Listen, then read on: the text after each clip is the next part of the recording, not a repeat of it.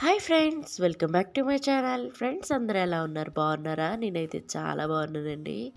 So ఈరోజు video వచ్చేసి ఒక సింపుల్ రెసిపీని అయితే మీ అందరితో షేర్ చేసుకుంటాను.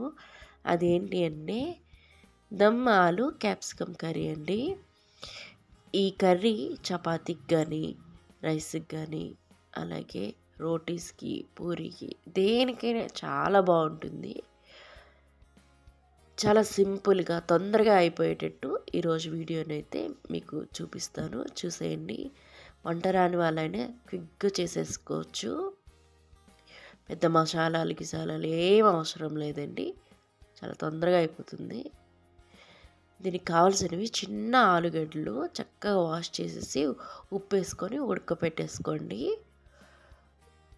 ఉడకబెట్టుకున్న తర్వాత ఇలా తొక్కనైతే తీసి పెట్టేసుకోండి. మనకి మార్కెట్లో చిన్న చిన్న ఆలుగడ్డలు దొరుకుతాయి కదండి, అవి తీసుకోండి, చాలా బాగుంటుంది. అలాగే నేను ఇక్కడ 2 క్యాప్సికమ్ తీసుకున్నాను. వాటిని కూడా శుభ్రంగా కడిగేసుకొని కొంచెం మీడియం సైజ్ ముక్కలను అయితే కోసేసుకోవాలండి. అంటే మనకి ముక్క అనేది చిన్నది కాదు, అటు పెద్దది కాకుండా మీడియం సైజులో కట్ చేసేసుకోవాలి. ఇక్కడ ఒక ప్యాన్ పెట్టుకొని స్టవ్ వెలిగించుకొని 2 టేబుల్ స్పూన్ల ఆయిల్ అయితే వేసేసుకోవాలి.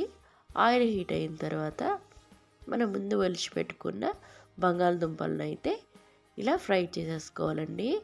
కొంచెం లైట్గా ఫ్రై చేసేసుకోవాలి బంగాళదుంపల్ని. ఇది మెయిన్ ప్రొసీజర్. ఫ్రై చేసుకొని పక్కన పెట్టేసుకోండి. ఇప్పుడు అదే ఆయిల్లోకి కొంచెం జీలకర్ర,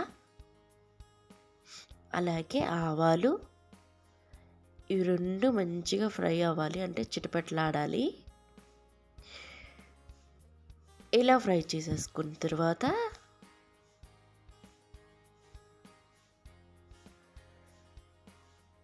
ఉల్లిపాయ ముక్కలు, ఇవి కూడాను కొంచెం పెద్ద సైజు ముక్కలే కోసేసుకోండి.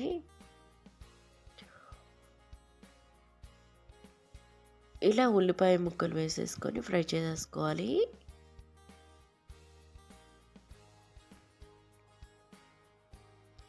ఇలా లైట్గా ఉల్లిపాయలు ఫ్రై అయిన తర్వాత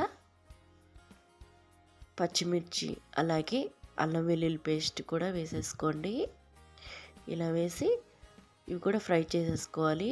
దానిలో ఇప్పుడు ఉల్లిపాయలు ఫ్రై అయిపోయిన తర్వాత క్యాప్సికమ్ ముక్కలు కూడా వేసేసుకోవాలి. క్యాప్సికమ్ ఫ్రై అయిన తర్వాత కొంచెం ఫ్రై అయిన తర్వాత టమాటో ముక్కలు కూడా వేసేసుకోవాలండి. దానిలోకి రుచికి తగ్గట్టు ఉప్పు, అలాగే పసుపు, మన టేస్ట్కి తగ్గట్టు కారం, మనం కారం ఎంత తినగలమో అంత. దానిలోకి గరం మసాలా పొడి కూడా యాడ్ చేసేసుకోవాలండి. ఇవంతా మంచిగా ఫ్రై అయిన తర్వాత, అంటే టమాటో కాస్త ఉడికిన తర్వాత ఈ ఆలుగడ్డలు అనేటివి యాడ్ చేసేసుకోవాలి.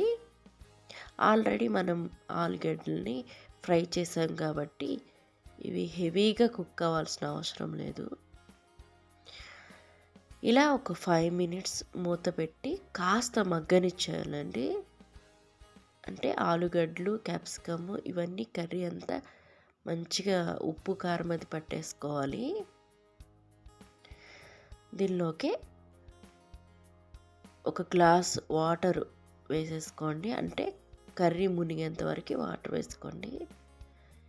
చక్కగా నీరంతా ఇంకిపోయి ఆయిల్ అంతా పైనకి తేలేటట్టు ఒక 15 మినిట్స్ ఉడికించేసుకోండి. లాస్ట్లో కొత్తిమీర అలా యాడ్ చేసేసుకోండి. కొత్తిమీర మాత్రం స్కిప్ చేయొద్దు, మంచి టేస్ట్ వస్తుంది. సో అంతేనండి, గుమగుమలాడే మంచి దమ్ ఆలు క్యాప్సికమ్ కర్రీ అయితే రెడీ అయిపోయింది. మీ ఫ్యామిలీ అండ్ ఫ్రెండ్స్తో షేర్ చేసుకోండి.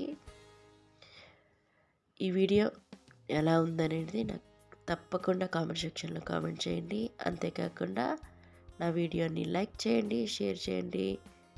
నా ఛానల్ని అయితే తప్పకుండా సబ్స్క్రైబ్ చేసుకోండి friends. Thanks for watching. Keep smiling. Bye.